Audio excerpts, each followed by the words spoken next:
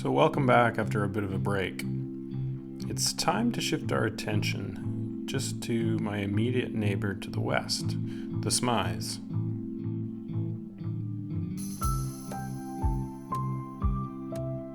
This is one of the major projects for the summer, and that's building a small cabin on the back of this deck.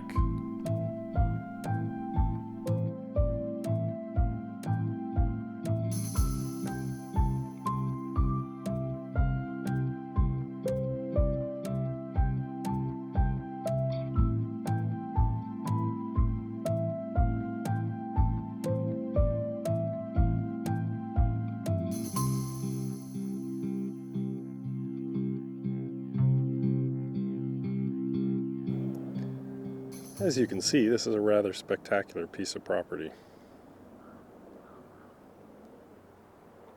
We built this deck for them, I don't know how many, probably almost 10 years ago. There's a small building here that has a little outdoor cooking area. It's got a little bathroom and shower. They've got a little fire pit out there out on the rocks. And then this massive deck up here where they're going to build this little cabin. And I'll show you how we're going to site it.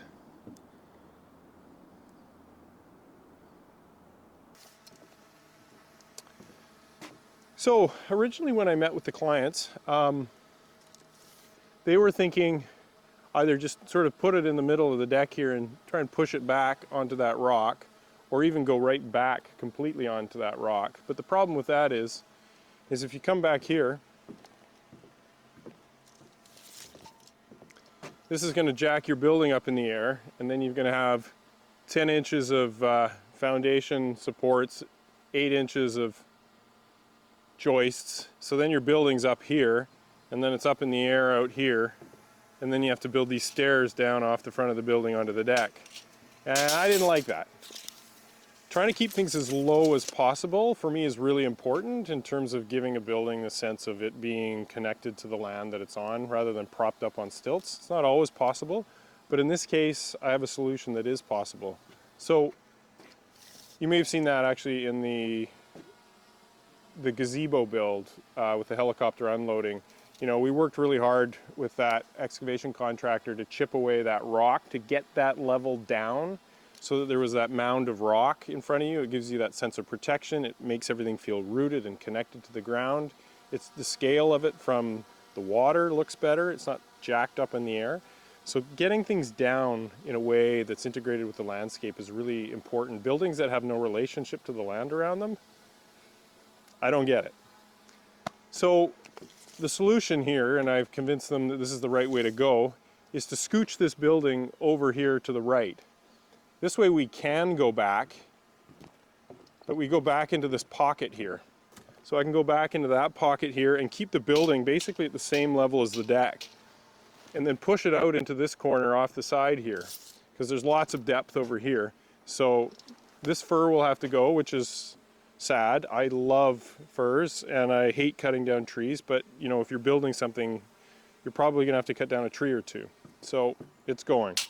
But the building will go out there and then come back in, and then this side of the building will sort of end in sort of the middle of the deck, leaving this alleyway on the far side, the west side here to stack firewood. There's an entryway door on this side. There's a front entryway door off the far side, and there'll be a narrow deck that goes out to that half of the building that connects to this deck. So it's all integrated. Yeah, I think it makes a lot of sense. And I think it's going to be a really fun build for them because it's a prefab and you can throw up the walls really quickly. And really fun for us to watch because you get to see something from start to finish, something just about anybody can do. And it's fairly inexpensive in terms of the overall cost. So yeah, I think it's a great option. So it's going to be fun to see this project through to the end.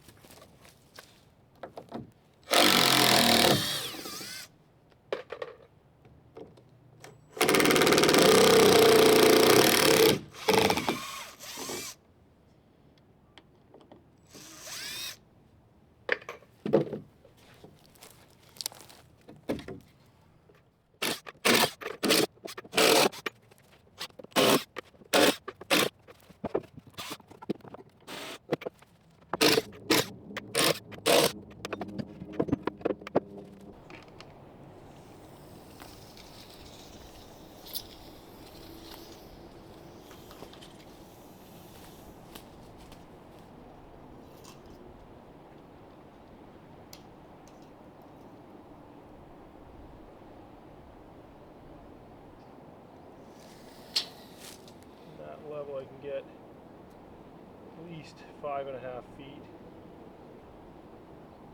And this is how much? 10 and the cabin is 20. It's not quite 10. It's like 9 and 10 inches.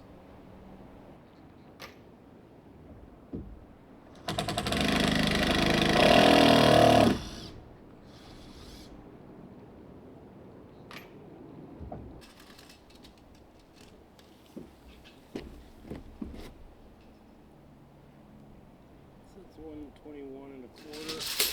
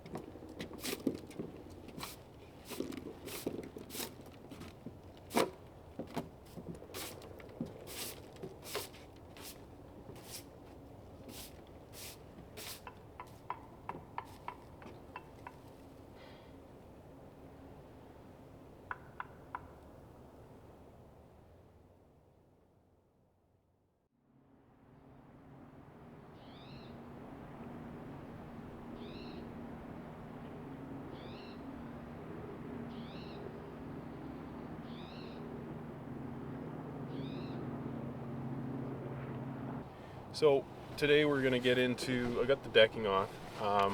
It's a pretty simple foundation. I basically just have to get rid of the joists underneath here and then sort of mark out where I need my footings to be and scrape down to rock and maybe paint some spots on the rock and just get everything measured out to make sure I've got things right, and then figure out what I need to get in town, what kind of beams we're using, 2x10s, basically glued and screwed together, and whether I need some saddle holders for the top of the sonotube concrete posts. So yeah, just another day in paradise figuring this all out.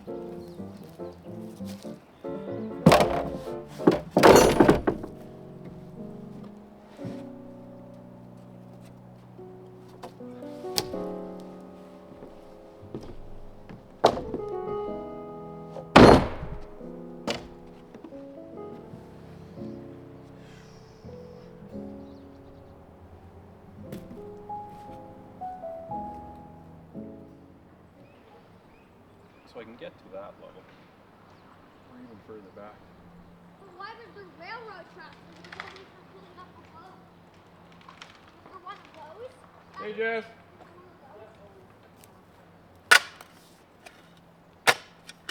Yeah, there was like they just have like a hand winch, and they just like crank the boat up the beach. It was from the guy who lived in Bill Dillon's place. You do everything so well. I know probably might not seem like it from your perspective, but it's like I love your movie. It was like just, and it was just so the right call to be silent. It's just the perfect amount of everything. It was just so much fun to watch. It was so exciting to watch, and it was like, and the way it ended with the shot out. I mean, I've only seen the initial one, but it's like, it's so exciting and so much fun, and I was like, oh yeah, okay, totally. I still have lots of, yeah, it's kind of interesting as a creative thing, where you're kind of like, It's like a whole other art form that you have to learn. It's a lot. I gotta say, at the end of the day, I still prefer writing, but it's interesting. I'm learning. Well, It'll it get seems better. like it could accompany your writing. I mean, I think Well- you'd be onto something to just even put like prose over top of. Yeah. Like I've thought about. I've been trying to figure that out. I'm just doing it because I got Because you can. because you got to do stuff in life and got to try things out, and so we'll see what happens. Yeah, I'm gonna reinvent myself this year. Yeah, That's what's my plan. what does that look like? I don't know. I got off from April 22nd. I've got a year off paid Oh, nice, leave nice, for a deferred salary. perfect. I'm paying into one of the perks of my gov job, Nice. and that's the plan, is that I reinvent myself and figure out, like, I don't know what I want to do, or. Yeah. But for now, we just got a week up here.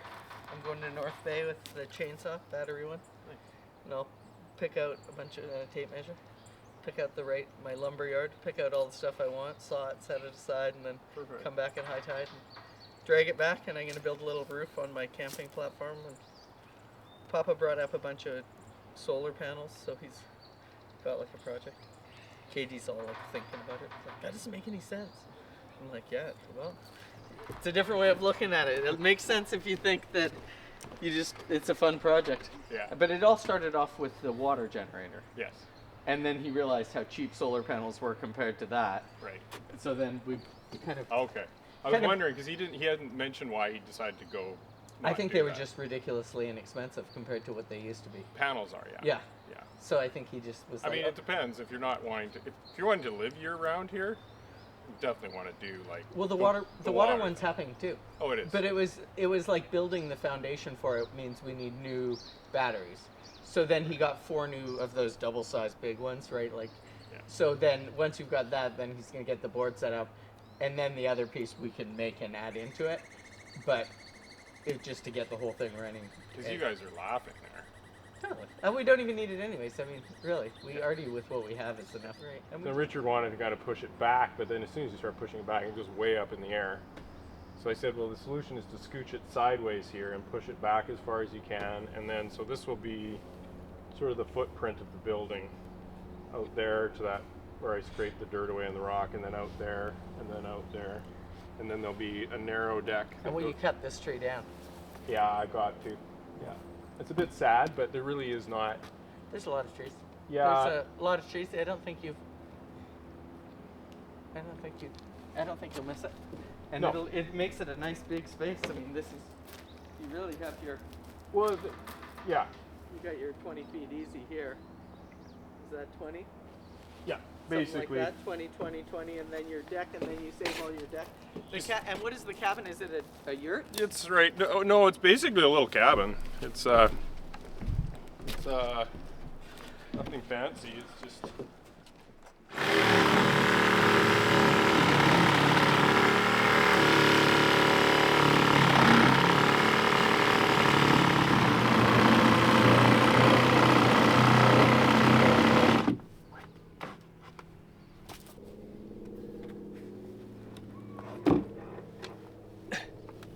Come on, baby.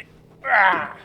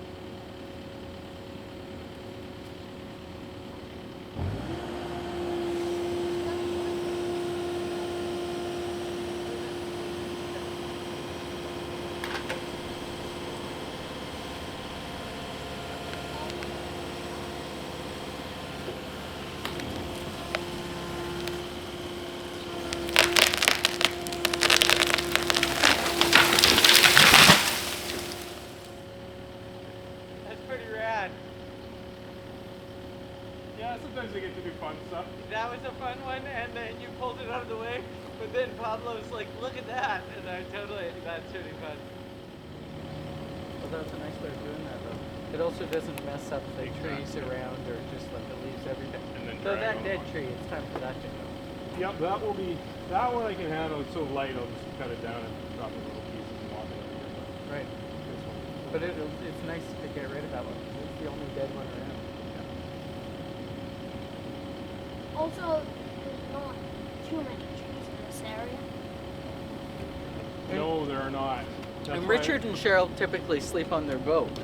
They do, yeah. The kids, I think they're hoping, because they've got like Olivia's got kids, and I don't know where Alexander's at, but whether he's married, he's got kids, but they want to kind of like put a proper railing around.